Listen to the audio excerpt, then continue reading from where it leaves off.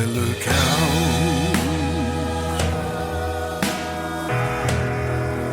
and I know there are the stars, how the plains so far and wide, so far away, feels like home.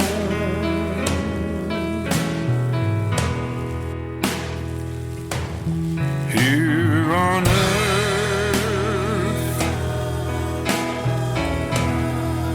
oh, I'm sitting here looking out all alone, and all the things are moving so fast.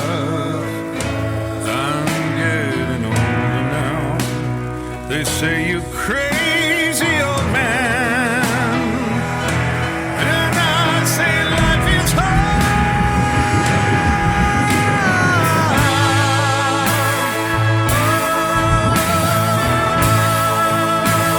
I see you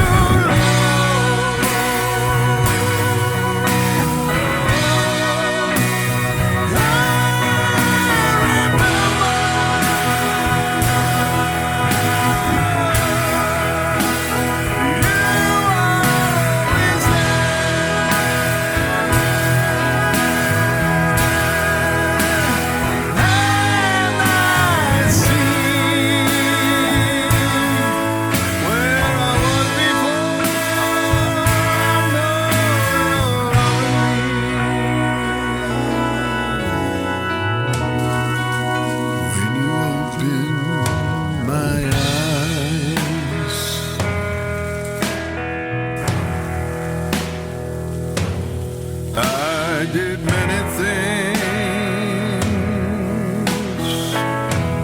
I'm not proud of, but I learned.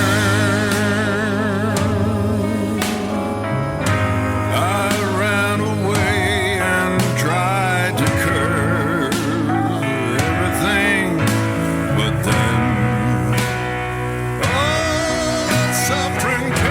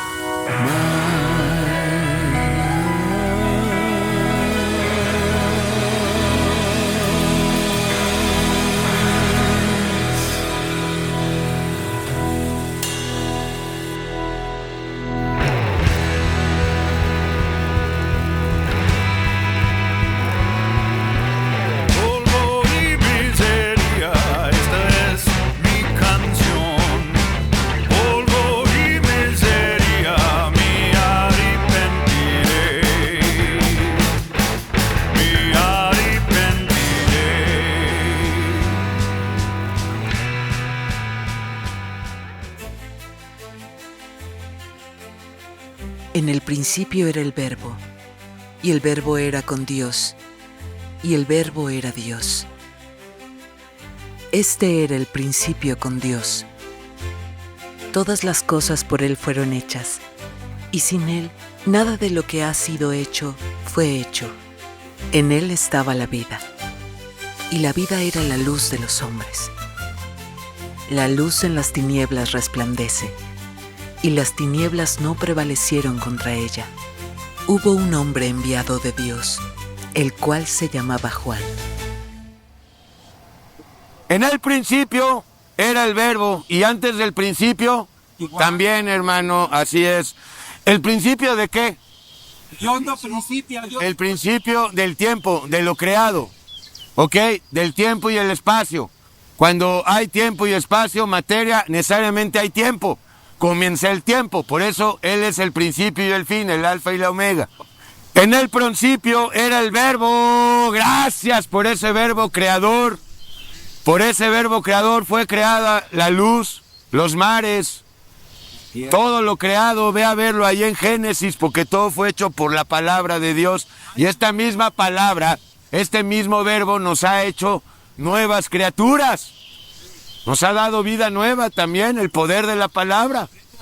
Ok, era el verbo y el verbo era con Dios. Ok, entonces podríamos pensar, ok, el verbo estaba con Dios. Pero hermano, dice, y el verbo era Dios, o sea, el verbo es Dios. Una fórmula sublime. Juan 1:1, hermano, nos resume Génesis 1:1, nos los define, nos los aclara. ¿Quién era en el principio? El verbo. Y hermano, todas las cosas por él, por este verbo. Solamente aquí se nos habla de esta manera, ¿verdad? Por eso es tan especial el Evangelio de Juan. Todas las cosas por él fueron hechas. Ahí está el verbo creador. Y sin él nada de lo que ha sido hecho o creado fue hecho o hubiera podido llegar a ser creado. En él estaba la vida. Pasa de verbo a vida. El verbo da vida. ¿A quién? ¡A los muertos! Espiritualmente. Y la vida era y es la luz de los seres humanos. La luz que ilumina y triunfa sobre las tinieblas que hay en todos los seres humanos. El pecado son las tinieblas. Ok, hermano. La influencia de Satanás o el poder de Satanás en nosotros. La luz en las tinieblas resplandece. Esta es la obra de la cruz. Y las tinieblas no prevalecieron contra ella. La luz en las tinieblas resplandece. ¿Lo estás viviendo a cada instante? ¿Está resplandeciendo la luz sobre las tinieblas que moran en ti? Muy bien, hermano. Y ya no prevalecen las tinieblas, ¿verdad? Sobre ti. No pueden, con la luz no pudieron ni pueden. Hubo un hombre enviado de Dios, el cual se llamaba Juan, y ahora tiene muchos y muchas. Tú y yo somos Juan. Juan la Bautista, abriendo el camino para el Mesías, habló de la hacha, y la hacha ya estaba. ¿Ya? ¿Por qué? Porque ya estaba el Mesías. Él lo introduce, aquí el Cordero de Dios. Jesús no vino a traer paz nada más. Con Jesús comienza el juicio al príncipe de este mundo. Y todo se va a consumar en 3 años y medio. O sea, en 7. Pero realmente, crudo, feo, 3 años y medio. Porque quedó pendiente la semana 70 de Daniel.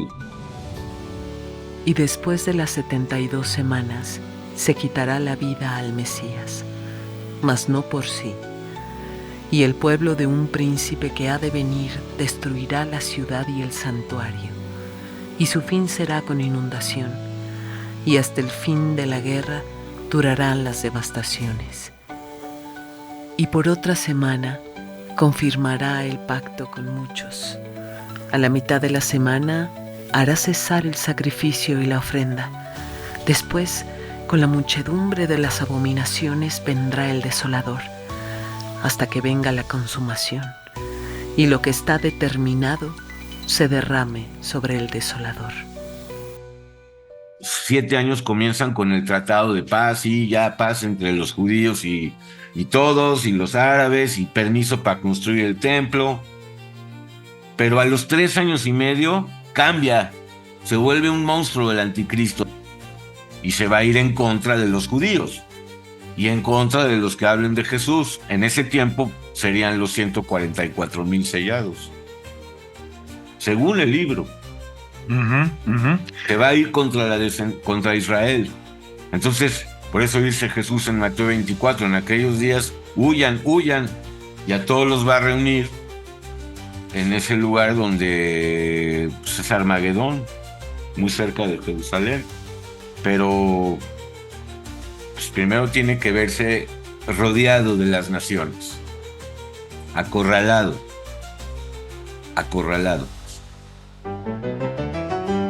El miedo. ¿Es el miedo un enemigo nuestro o es, como muchos dicen, un aliado?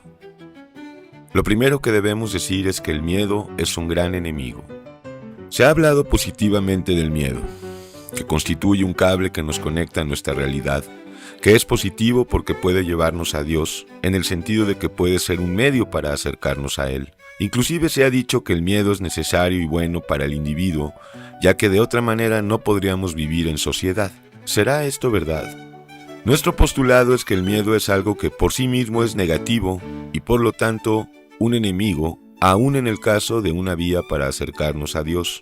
Los que dicen que el miedo es bueno porque nos acerca a Dios, olvidan que Dios no se relaciona con seres humanos miedosos y vencidos por el miedo, sino con aquellos que están arrepentidos de sus obras. A estos y a estas, Dios les concede el temor a Dios, lo que es diametralmente opuesto al miedo. Temor es respeto a alguien que amamos. Miedo, en cambio, es temor a ser castigados por alguien que no conocemos realmente. Lo cierto es que en este mundo y en este cuerpo en el que vivimos, es imposible no experimentar y ser presas de toda clase de miedos y pavores. El miedo es una constante en nuestras vidas. Es tanta nuestra precariedad, ignorancia e incongruencia que resulta inútil querer combatir nuestros medios por medios humanos y mundanos. Estoy hablando de nuestro miedo a la muerte y por debajo de este, a nuestro miedo al futuro, a la soledad, a la vejez, a la enfermedad, al sufrimiento, a la pobreza, a la opinión de los demás, a ser rechazados, a los temblores, a los asaltos y a los animales, por citar unos cuantos miedos.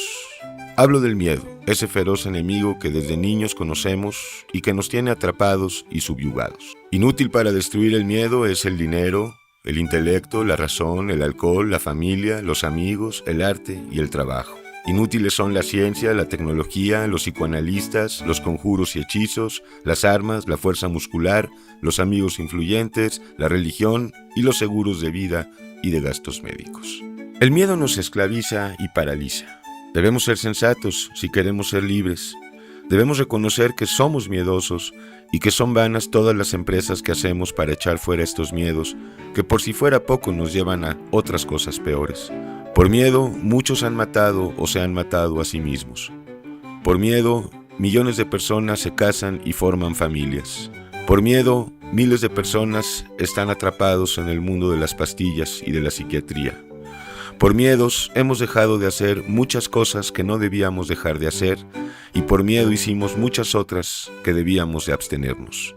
Si estás cansado de ser esclavo del miedo y debilitado por él, si quieres recibir el poder para dominar todos tus miedos, escucha con fe estas palabras.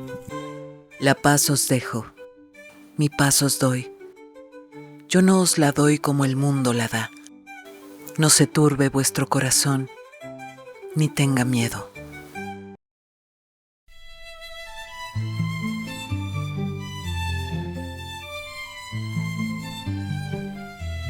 La razón número 1 es que Dios, Yeshua, nos revela su amor e identidad. Es decir, ¿qué es esto? ¿Qué significa esto? Dios es amor. Es lo primero que Dios nos revela.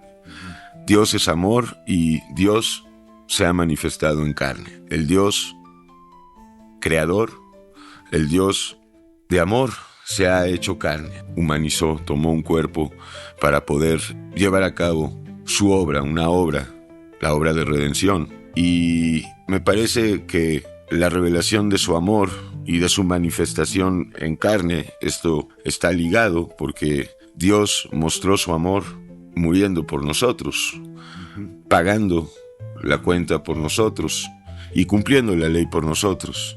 Nosotros no sabíamos que Dios es amor, verdaderamente. Claro que hablábamos de estas cosas, pero hasta que no vemos a Dios hecho carne, muriendo por nosotros, realmente no podemos comprender ni entender el amor de Dios.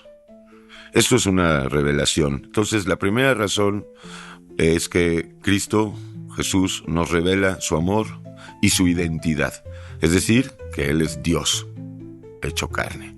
Conocer la identidad de Jesús. Jesús es Dios hecho carne, manifestado en carne. Dios es amor y vino a ser una obra de amor.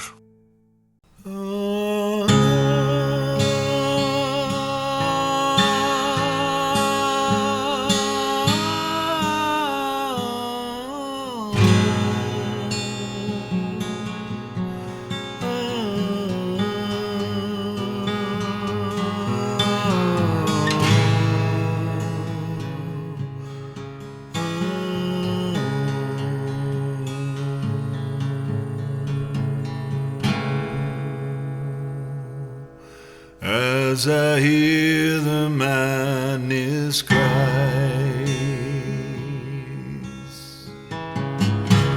I'm wondering where it's taking my life. I trust the process only sometime, but I want control so no one can break me. I look around and feel this place. What's wrong inside I cannot even trace. Anxiety's got a seat at the table, and I'm spinning in circles so unable. Where do I find a deeper meaning? Oh, where I go when no one's there? Where do I find a deeper truth? Who am I beneath the walls of my youth?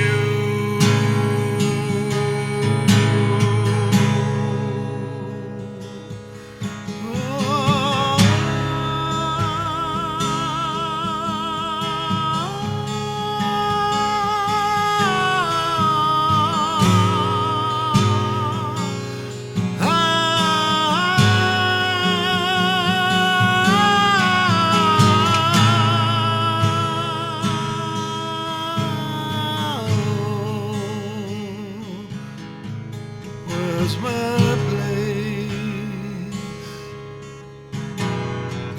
Where do I look for a reflection that doesn't glitch with imperfection?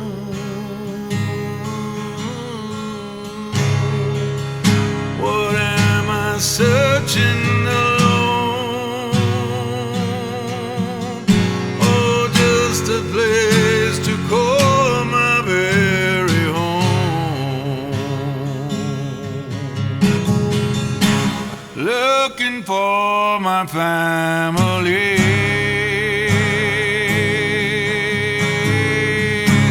beyond the childhood, past the fantasy. Oh, this is all my reality, a silent plea, searching for home, just to feel home. Where do I find a deeper meaning? Who am I when no one is leaning? Where do I find a deeper truth? Who am I beneath the wounds of my youth?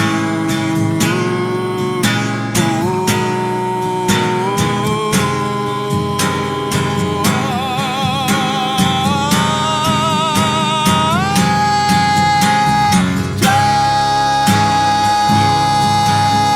to be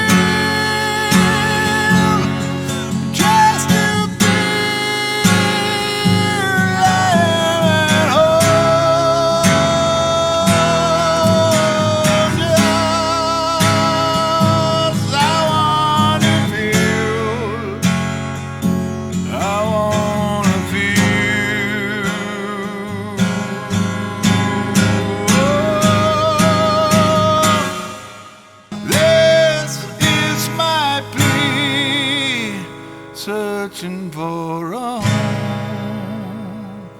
just to feel home, just to know home.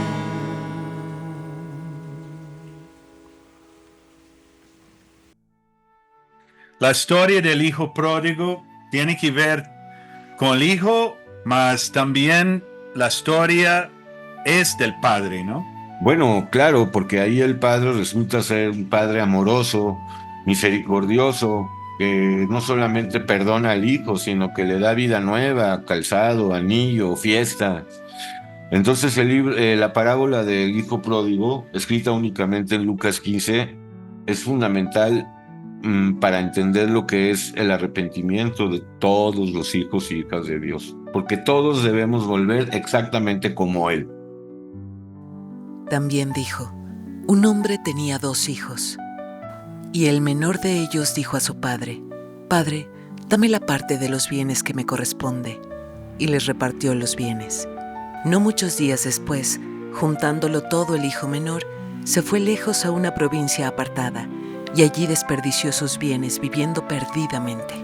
Y cuando todo lo hubo malgastado, vino una gran hambre en aquella provincia, y comenzó a faltarle. Y se fue y se arrimó a uno de los ciudadanos de aquella tierra, el cual envió a su hacienda para que apacentase cerdos. Y deseaba llenar su vientre de las algarrobas que comían los cerdos, pero nadie le daba. Y volviendo en sí dijo, «¿Cuántos jornaleros en casa de mi padre tienen abundancia de pan, y yo aquí perezco de hambre? Me levantaré e iré a mi padre, y le diré, Padre, he pecado contra el cielo y contra ti. Ya no soy digno de ser llamado tu hijo.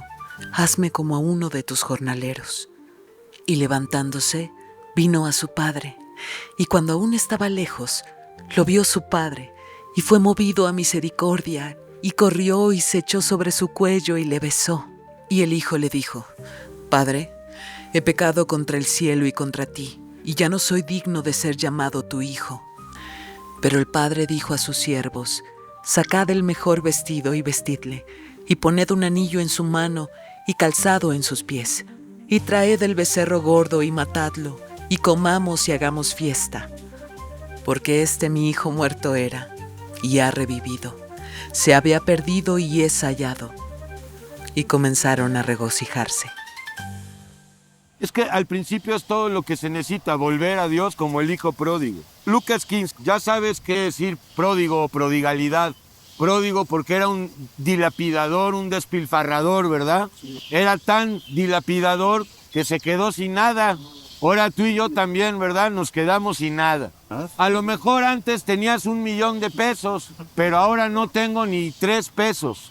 Antes tenía estómago plano y ojos muy bonitos y dientes muy blancos, pero ahora ya no me queda nada. Entonces, cuando ya no queda nada, queda una posibilidad.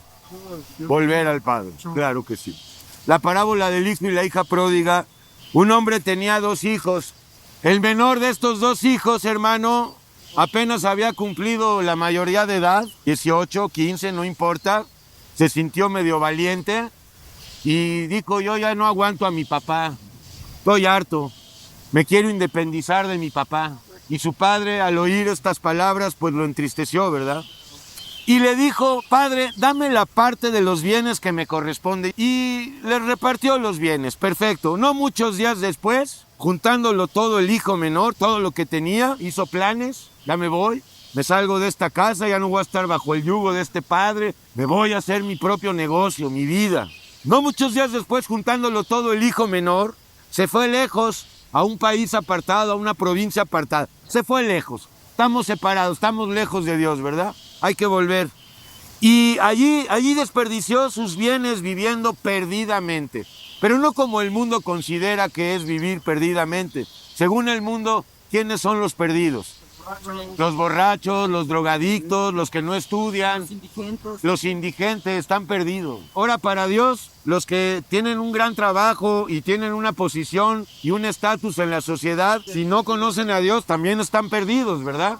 Y cuando todo lo hubo malgastado, o sea, cuando llegó ya, se quedó en cero, hermano. Así, ¿qué haces? Pues te pones a pedir. o a trabajar, a pedir trabajo. Cuando todo lo hubo malgastado, ¿entiendes? Que no vamos a volver a Dios hasta que nos cansemos, hasta que, hermano, aceptemos la bancarrota espiritual, la ruina en la que nos encontramos. Vino un gran hambre. Ahora sí que, como dicen en el mundo, se acabó la buena racha, ahora viene la mala rachita. Las vacas gordas, las vacas flacas, bueno. Cuando todo lo hubo malgastado, vino un gran hambre en aquella provincia y comenzó a faltarle, hermano. Fue y se arrimó a uno de los ciudadanos de aquella tierra a pedirle trabajo. Está horroroso pedir trabajo en el mundo, ¿verdad? ¿Qué clase de trabajos hay? Malos y mal pagados. Así es. En todos hay explotación. Por eso mejor trabajar con Dios. Dios no explota, paga bien, no jinetea el dinero. Los patrones del mundo sí jinetean el dinero. Se arrimó a uno de los ciudadanos de aquella tierra en donde estaba, el cual envió a su hacienda para apacentar cerditos. Qué trabajito, ¿verdad, hermano? En el rancho El Girasol, oink, oink. Entonces este hijo pródigo empezó a faltarle, hermano. Él estaba acostumbrado al jamón serrano, al queso roquefort, al gruyère, y andaba ahí ya, hermano, recogiendo algarrobos, ¿verdad? Y bueno, hermano, deseaba llenar su vientre de las algarrobas que comían los cerdos, pero nadie le daba. ¿Por qué? Porque somos, hermano, codos, tacaños, ¿verdad? No damos pasos sin guarache, nada más damos por interés. ¿Por interés, sí o no? Ok, hermano. Y volviendo en sí, se dijo a sí mismo, antes que volver a Dios, esto ya fue obra de Dios. Primero, volviendo en sí, se dijo para sus adentros, ¿pero qué hago aquí? ¿Cuántos jornaleros en casa de mi padre tienen abundancia de pan y yo aquí perezco de hambre? Entró el arrepentimiento, empezó a entrar, empezó a reflexionar. El arrepentimiento también, o en él, para llegar ahí hay que reflexionar, hacer un examen de todo lo que hemos hecho, claro, inspirado por el Espíritu. Dice, me levantaré y volveré a mi padre. Y seguro que el diablo lo atacó, ¿verdad? Y le dijo, no, tu padre ya no te quiere, no vuelvas. A lo mejor si vuelves te va a castigar. Si vuelves tu hermano mayor te va a hacer bullying y te va a pegar. O sea, hubo guerra espiritual. No la dice aquí, pero es evidente. No es nada más ya me levanto y voy. En el camino fue atacado por el diablo. Tenemos que pensar, a lo mejor se regresó, se paró y se sobrepuso y yo voy. Me levantaré y volveré a mi padre. Eso es lo que hay que hacer, levantarnos ¿de dónde? De la puerquedad. Estamos como cerdos, hermano. Esto es lo que hay que decirle al Padre si quieres recibir sanidad. Padre, he pecado contra el cielo y contra ti. Ya no soy digno de ser llamado tu hijo. Y es que, hermano, dice la Biblia que somos bastardos, ¿verdad? Yeshua nos hace hijos y hijas. Y ahora ya somos ex bastardos. Ya no soy digno de ser llamado tu hijo. Hazme como a uno de tus jornaleros. Pues qué gran humillación, la verdad. Y levantándose, vino a su padre. Dejó aquella provincia, empezó a caminar hacia la casa de su papá, de su padre, y cuando aún estaba lejos, este detalle es importantísimo, lo vio de lejos el padre. ¿Qué estaba haciendo el padre? Tenía la esperanza de que algún día volviera el hijo. Todos los días estaba, hermano, en algún lugar viendo a ver si vuelve mi hijo. Así está Dios, esperándote a que vuelvas para darte un lugar en su casa, para darte investidura celestial, que es lo que recibió el hijo pródigo. Vamos a verlo espiritualmente. Levantándose volvió a su padre y cuando aún estaba lejos lo vio su padre y fue movido a misericordia y corrió y se echó sobre su cuello y le besó. ¿Quién corrió hacia quién? El padre. El padre hacia el hijo. Esto es lo increíble. No fue el hijo al padre. El padre al hijo, una vez que ya lo avisoró y lo vio, fue. ¿Para qué? Para que el hijo volviera, porque el diablo estaba como está todos los días, difamando a Dios. No, este pecado ya no tiene perdón. Y el hijo le dijo, tal cual lo había pensado, Padre, he pecado contra el cielo y contra ti. El pecado es contra Dios en primer lugar. Ya no soy digno de ser llamado tu hijo. Pero mira la reacción del padre, hermano. Pero el padre dijo a sus siervos, sacad el mejor vestido y vestidle y poned un anillo en su mano y calzado en sus pies. ¿Qué significa todo esto espiritualmente? Así es la investidura del Espíritu Santo. El que vuelve a Dios arrepentido, recibe el Espíritu Santo, es el vestido, Es el anillo de compromiso que implica el compromiso. El calzado de los pies, ¿para qué? Según Efesios. Para que predique la palabra, así es, hermano. Y traed el becerro gordo y matadlo y comamos y hagamos fiesta. Eso es lo que va a suceder cuando vuelvas a Dios, hermano. Fiesta en tu alma. El Padre se va a alegrar y te va a alegrar. Por eso hay gozo en el arrepentimiento de uno. Porque mi hijo muerto era y ha revivido. Ha pasado de muerte a vida, volvió a nacer.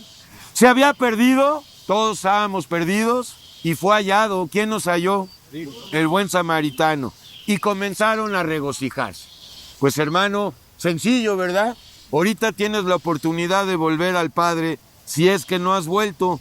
Y si ya estás con el Padre, pues hermano, pues qué bueno, mantente ahí. If I wanna be the way I thought I'd never be, 'cause I don't really know how much my life has changed in front of me.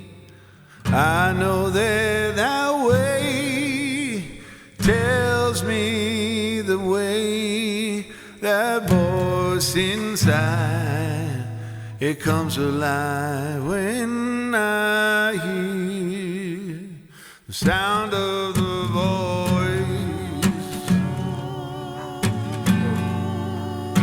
the sound of the voice.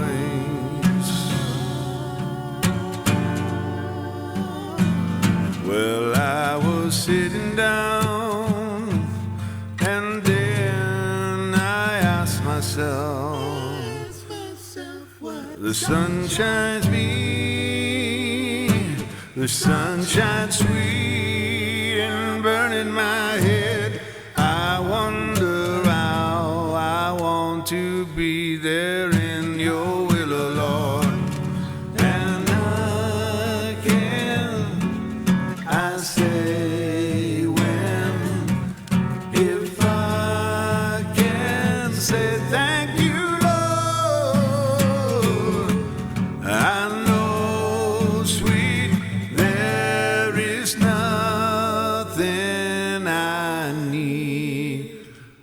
but the guidance of your voice.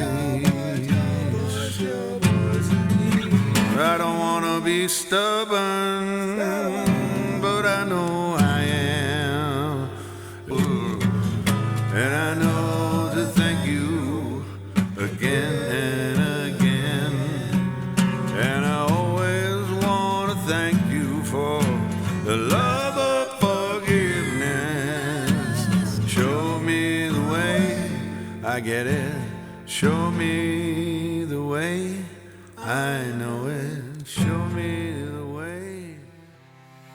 El otro gran ejemplo del arrepentimiento, gran ejemplo, equivale a un libro entero. En este caso, el libro de Job. Arrepentimiento verdadero, como debe de ser. O sea, ambos volvieron de la misma porquería. O sea, el hijo pródigo de los puercos, pero Job de las religiones. Mas hay muchos que entienden, hermano, que Job no tenía a alguien más justo que él. Entonces, ¿por qué arrepintió? Pues porque leen al modo, leen ahí a su manera. Sacan de contexto. O sea, es un libro entero. Entonces tienes que leer todo el libro primero. Todo el libro, no un capítulo. No, todo el libro y luego ya ves qué onda aquí. O sea, si era el hombre más justo y temeroso y precioso, ¿por qué Dios permitió todo lo que permitió? ¿Y por qué Job dijo al final, yo no te veía? No veía nada, ya mejor me callo, ahora sí te veo. Si hubiera sido el gran justo, es que hay ironías, mucha ironía divina a veces en la palabra y la gente no entiende eso, no habla. Por ejemplo, cuando Jesús dice que hay más gozo por un arrepentido que por 1000 que no necesitan arrepentimiento. Tienes ironía, porque no hay uno que no necesite arrepentimiento. ¿Qué aprendemos de Satanás en Job? Pues que tiene un poder muy grande, pero limitado siempre a los designios de Dios. Ok, pobre miseria. Aquí para platicar de Job. Pues hay una idea que Job era buena persona, mas aquí estamos viendo que Job era arrogante. Sí, Ani, ¿qué tal? Y pues gracias. Sí, efectivamente la visión o el punto de vista que aquellos que conocen el libro de Job, y esto pues principalmente los de la iglesia apóstata, es decir, aquellas almas que están atrapados, enfrascados en esta iglesia falsa y apóstata llamada cristianismo, es de que Job era un hombre justo, santo y bueno. La verdad es de que Job era un bastardo, era un individuo que seguía a Dios religiosamente, fariseamente. Él se creía bueno, él se creía justo, él se creía santo. Esto que acabo de decir de bastardía, de bastardo, lo estoy diciendo con fundamento bíblico, porque de acuerdo a Hebreos 12, todos los seres humanos no han vuelto a nacer y que no caminan en la disciplina del Señor están considerados como bastardos. Suena fuerte, pero es la verdad. La verdad es dura. La verdad nos hace libres, no felices. Entonces no hay que confundir las cosas. Entonces es muy importante dejar en claro que Job, antes de haber sido vapuleado, quebrantado es la palabra, por Dios, por medio de su instrumento, en este caso Satanás, porque él es un instrumento del Dios vivo, aunque ya juzgado en la cruz por Yeshua, a pesar de que Job no conocía a Dios, Job era un elegido, era un escogido de Dios, pero había que pasarlo, o mejor dicho, trasladarlo de la ley a la gracia. Es decir, que Job, antes de ser tumbado por Satanás, puesto a prueba por Dios, Job estaba bajo condenación, vivía por ley. Esto es algo fundamental entender, porque con Yeshua hemos encontrado la manera de salir de la condenación de la ley y de la esclavitud de la ley, porque la ley es para lo que fue introducida, para poner a todos bajo condenación y bajo pecado. Lo importante es dejar en claro que Job no era un hombre justo, bueno y santo. De hecho, era bastante presumido, victimista, orgulloso, vanaglorioso. Se la pasó jactándose casi 30 capítulos o más de sus desdichas, de sus calamidades, y no hacía juicio. Todo se lo llevó a un victimismo horrendo. Aquí hemos hablado tú y yo y tenemos las conversaciones de que Dios no castiga. Dios quebranta cuando llama a la conversión y al arrepentimiento, y cuando un alma ya está redargullida, a partir de ese momento debe de caminar en disciplina. En Hebreos 12 él escribe que en un principio la disciplina sí es algo pesado, inclusive que puede producir tristeza, pero dice ahí también que después de un tiempo, cuando uno va siendo ya ejercitado en esto, cuando va agarrando pericia y experiencia en esto por la gracia, la disciplina es un deleite, porque es fuente de poder. Si soportáis la disciplina, Dios os trata como a hijos, porque ¿qué hijo es aquel a quien el Padre no disciplina? Pero si se os deja sin disciplina, de la cual todos han sido partícipes, entonces sois bastardos y no hijos. Por otra parte, tuvimos a nuestros padres terrenales que nos disciplinaban y los venerábamos. ¿Por qué no obedeceremos mucho mejor al Padre de los Espíritus y viviremos? Y aquellos ciertamente por pocos días nos disciplinaban como a ellos les parecía, pero para lo que nos es provechoso, para que participemos de su santidad.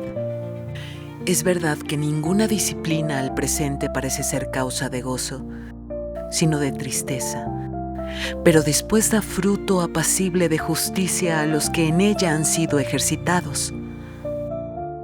Vamos, hermano, a lo que verdaderamente va a reportar poder y comunión con Dios. Hebreos 12, del 7 al 11, nada más. Vamos a hablar de la disciplina, un tema que no es muy grato para la criatura vieja. La verdad, fastidia. El hombre viejo, ya tuvimos un tiempo en la vida, sobre todo cuando éramos niños y adolescentes, que estuvimos sometidos a la disciplina de nuestros padres terrenales. Ellos nos disciplinaban como a ellos les parecía, un tanto como a ellos mismos los disciplinaron, ¿verdad? Entonces ahora se trata de ser disciplinados, pero por Dios, por el Espíritu Santo, porque no hay manera de estar en orden y en autoridad, pues sin la bendita disciplina, hermano. En un principio, cuando alguien llega a Dios, la disciplina no es muy atractiva, de hecho no es atractiva, pero después de un tiempo produce fruto y se vuelve pues maravillosa la disciplina, de tal manera que ahora le pedimos, Señor, no dejes de disciplinarnos, por favor. La disciplina viene después de la justificación, ¿verdad? No antes. La limpieza, es decir, la justificación, limpieza de culpas. Acto seguido viene la santificación. Ahora la santificación y la disciplina van de la mano. No puede haber disciplina sin santificación y no puede haber santificación sin disciplina. Pero también, si no te dejas disciplinar por Dios, pues te quedas en la esclavitud. Dice aquí, si soportáis la disciplina. En un principio es fuerte, por eso dice si soportáis. Ahora se trata, hermano, de no solamente soportarla, sino de agradecerla y amarla. Entonces, hermano, si soportáis la disciplina, Dios os trata como a hijos y a hijas. Porque ¿qué hijo o qué hija es aquel o aquella a quien un padre no disciplina? A ver, tú traes hijos al mundo y no los disciplinas. Ahora, ¿nada más los disciplinas y no los amas? No. Es cierto que la disciplina es parte del amor, pero aquí se trata de la disciplina que Dios nos da, hermano. Si se os deja sin disciplina, de la cual, versículo 8, todos han sido participantes, por cuanto todos nacimos en pecado, ¿verdad? Desconectados de Dios. Tú quieres con Dios, ¿verdad? Eso es lo que importa. No importa lo que quiera la criatura vieja, ya sabemos qué quiere. Ahora decídete tú qué quieres, si con Dios o no. Aunque ya sabes qué es no estar con Dios, es estar contra Él. Si se os deja sin disciplina de la cual todos han sido participantes, entonces sois bastardos. Aquí introduce un término fuerte, bastardía, y no hijos. Ahora, esto remite a los cainitas. Los cainitas son bastardos, ¿verdad? Porque fue de una relación ilícita. Son producto de una relación ilícita. No quiere decir que seamos cainitas, pero sí, si no estamos en la disciplina, estamos en bastardía. No se ha cansado lo suficiente o no entiendo qué le falta a esa persona. Ya fue 7 veces al torito, 10 veces al anexo, ya cambiaron de pareja 50 veces, de trabajo otras 100. ¿No cambian? Pues no, es que no hay cambio sin Dios. 9, por otra parte tuvimos a nuestros padres terrenales que nos disciplinaban y también nos rebelábamos, ¿verdad? Esas disciplinas, pues porque no tenían verdadera autoridad sobre nosotros. Tarde o temprano nos rebelamos a la disciplina y a la autoridad de los padres terrenales. No cabe duda que la disciplina del Señor es para bien. La de los padres terrenales es otra cosa. Tuvimos a nuestros padres terrenales que nos disciplinaban y los venerábamos. ¿Por qué no obedeceremos mucho mejor o con mayor razón al Padre, a Yeshua, al Padre de los Espíritus, y viviremos? Simplemente viviremos, no, creceremos, seremos prosperados, seremos edificados, mucho más. Por la disciplina vas a crecer en autoridad, en poder. Y aquellos ciertamente por pocos días nos disciplinaron como a ellos les parecía, pero para lo que nos es provechoso, para que participemos de su santidad y para que participemos de su poder y de su autoridad. Es verdad que ninguna disciplina al presente, o sea, en un inicio, cuando apenas llegamos a Yeshua, estamos acostumbrados aquí a hacer nuestra ley, ¿verdad?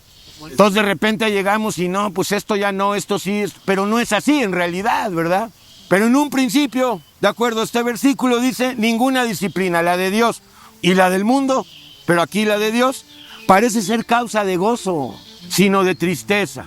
Pero despuesito, que somos ejercitados en esta disciplina, empieza a dar fruto apacible de justicia, de poder, a los que y a las que en ella están siendo ejercitados todos los días. La corrección no es castigo, no la confundas. Satanás va a venir a decir, Dios castiga, tú dile, no, cerdo, Dios disciplina, no castiga.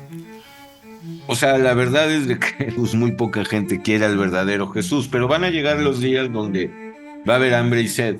O sea, el mundo se está volviendo un lugar muy feo, muy feo, muy feo, muy perverso. Esos tiempos de como el parto, los dolores. Va a pegar donde más duele. Lamentablemente es en la economía. Digo, lamentable que es lo que más les duele a los humanos, pero es que ese es el punto. Ese es el punto. Ese es el punto, porque el becerro de oro es una realidad hoy por hoy, no es algo histórico. Y muchas personas están perdiendo por las cosas climáticas. Al respecto de eso, estaba leyendo hace rato Isaías 30:26, dice que en los días de la tribulación, que ya están muy cercanos, o sea, el sol va a alumbrar 7 veces más. Upa, o sea, un poco calor. O sea que el calentamiento global es parte del plan divino.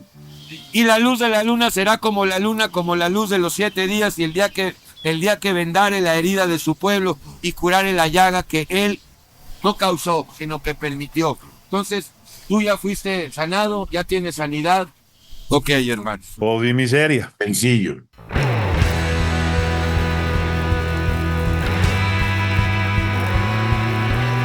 Polvo y miseria, esta es mi canción. Polvo y miseria, me arrepentiré. Me arrepentiré.